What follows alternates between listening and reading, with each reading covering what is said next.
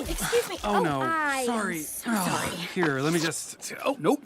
That belongs to you. I apologize. Oh, gosh, he hates me. Here. You're my hero. In this video, let's explore a what-if scenario from Zootopia 2 that a lot of people probably wish had happened. What if Pawbert never betrayed Judy and Gary, and instead actually helped them expose the truth about his family? That would completely flip what happens in the film, where Pawbert only uses them to track down the original patent and doesn't care about them at all. His only goal is restoring his family's control and their legacy. When I get to his great-grandma's home, And I burned the original patent, I'll finally be something in my family. And I'll finally belong to... One of the most interesting things about Pawbert is his personality. At first, he comes across as genuinely kind and sincere, someone who seems like a good guy all the way through. Hey, I know coming with us was hard, but we're gonna help your partner the same way we're gonna help the city. He's friendly, helpful, and even appears willing to stand up to his own family's toxic legacy.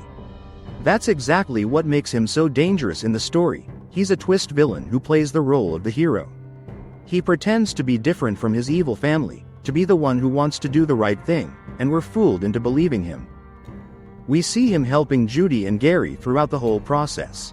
He builds trust with them by acting like someone who's tired of his family's corruption and wants to break free. But once he gets the exact location of the original patent, he doesn't need them anymore. That's when he pulls the rug from under them, and he betrays them without hesitation. Please. You can't be different than your family. I don't want to be different. Now imagine an alternate version of that story. What if Pawbert never betrayed them?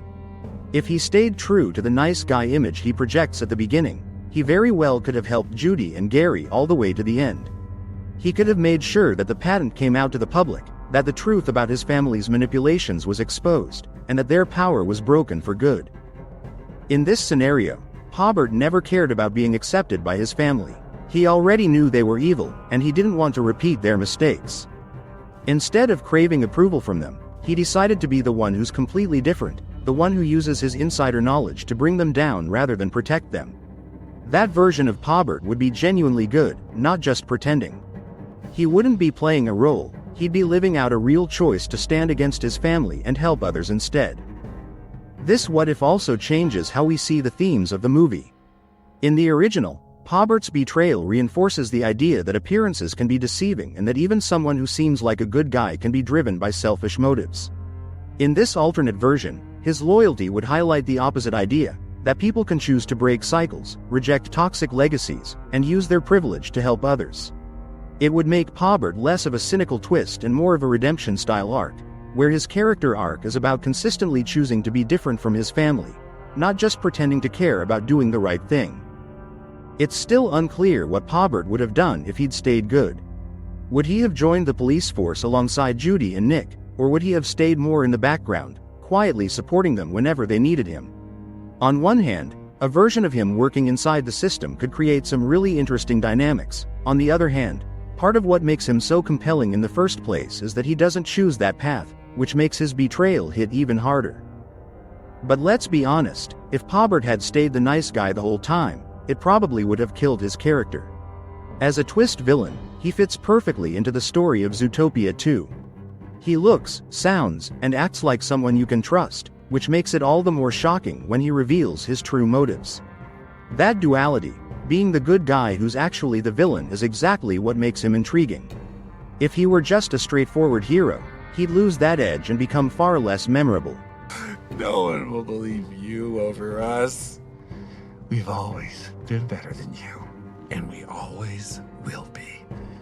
Nothing you do matters. His whole villain arc is really about wanting to be accepted by his evil family. He's desperate for his father to see him as someone who truly belongs, someone worthy of being part of the Linksley legacy. To achieve that, he's willing to do absolutely anything, lie, manipulate, and even hurt anyone who gets in his way, including the people who genuinely trusted him. That motivation makes him feel tragic in a way, because you can see the pain and insecurity behind his cruelty. Because of that, it's definitely a very interesting what-if scenario to imagine, and some people are even hoping that in the next film Pawbert could redeem himself after everything that happened.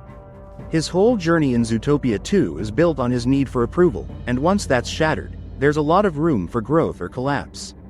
A redemption arc would give him a chance to finally recognize that the unconditional support he had from Judy and Gary was worth more than the conditional love of his family.